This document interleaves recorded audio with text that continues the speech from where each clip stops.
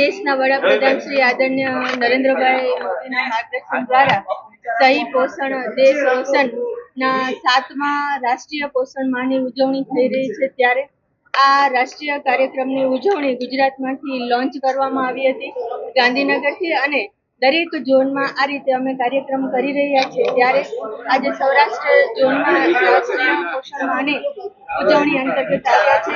આપણા રાષ્ટ્રને સુપોષિત બનાવવા માટે અને ગુજરાતને સુપોષિત બનાવવા માટેનું અભિયાન છે।